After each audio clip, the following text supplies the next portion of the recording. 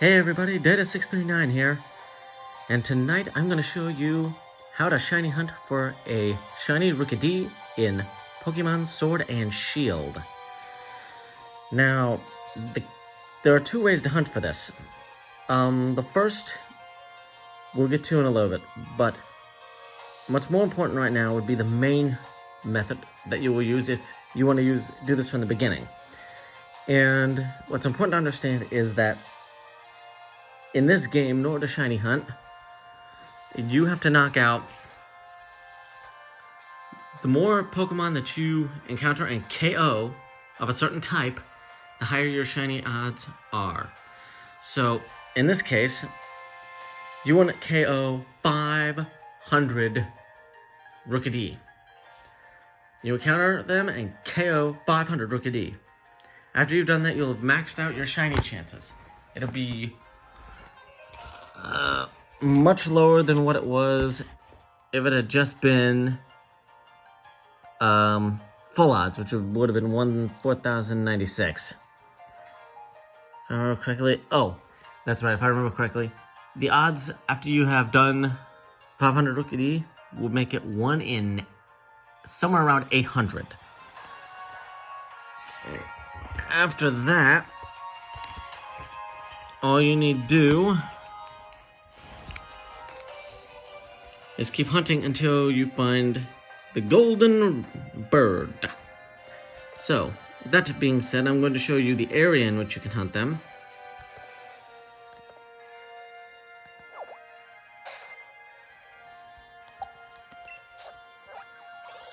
The place you go to hunt them is, well, there are multiple places, but the first one and pretty much best place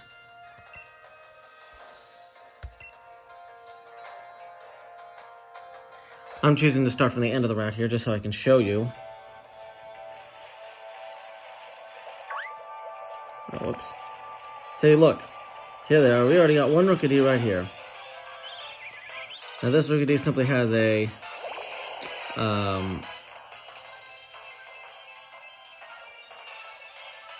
aura around it. Sorry, my tired brain is slowing me down. And the aura basically just gives you basically a certain type of points. But the more kills you get, the easier it is to find a Pokemon like this with an aura. So you find a Rookidee and you can either knock it out or capture it, one of the two. That will count as an encounter. You have to encounter it. So by finding it and knocking it out or capturing it, it counts as one encounter. You can't just encounter it and run away. That's not going to work. So I'm going to knock it out with a Psychic Blast.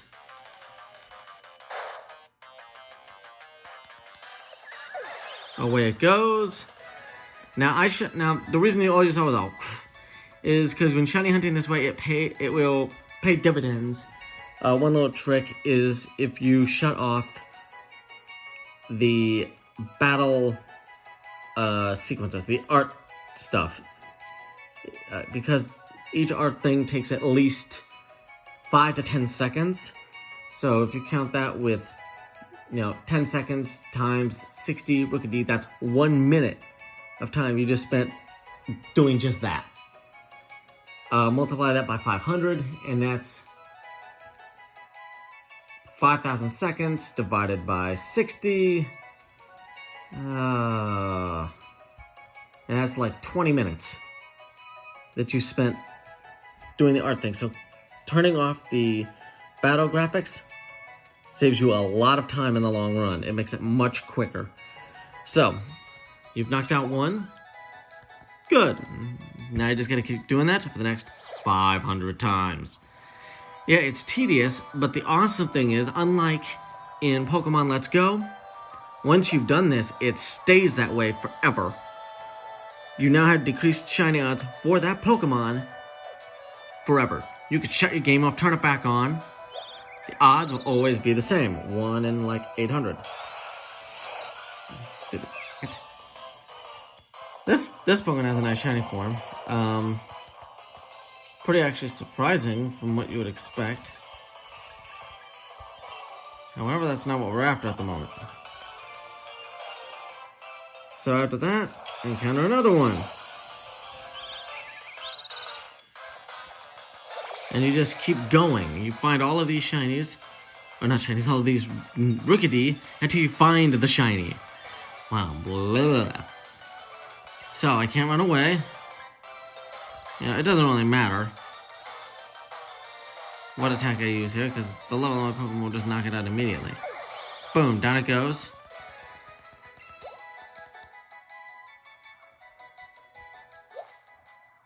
Wow, look at that, another one has spawned.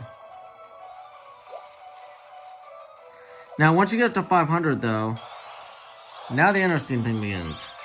You see, once you made it to 500, I don't have to KO them anymore. And neither will you once you get to 500. Okay, once you got into 500, you could just run away. Not necessary to KO.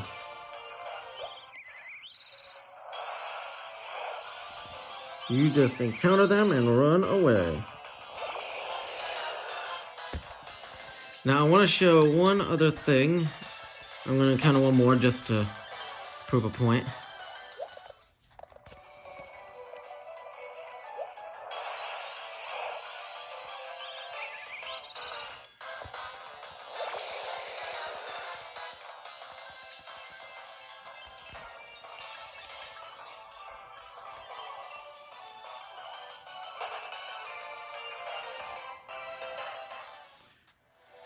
Okay, good. Now, I'm going to show you the first method. The method that I prefer, and with this game and the way it's set up makes it so easy to do. It is the Masuda method. Now, everyone's probably giving a groan when you hear that, and I get that because it's beaten like a dead horse, but the truth is, it really is faster and in some ways just better. And when I do the shiny hunting method known as Masuda, I would go to this nursery over here. You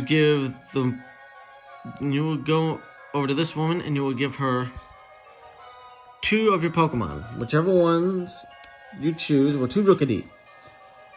The way you do it is you either have a Ditto from a different country, or you have a Rookidee from a different country, and you put it in there, and then you add a Rookidee from this game into the nursery.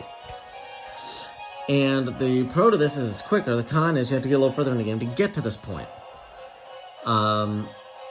So it's up to you which method you want to use. They both have pros and cons. The good thing about both of them, though, is that once you know what you're doing with both of these methods, you could do this while watching something else. You don't have to worry about missing a shiny at all. Because when they spawn in the overworld, you encounter them, and that's that. There's no shiny spawn in the overworld, and then once you run into it, worrying about it having to run away, because it won't run. Once you encounter it, it's there. That's one of the awesome things about this method, about this game.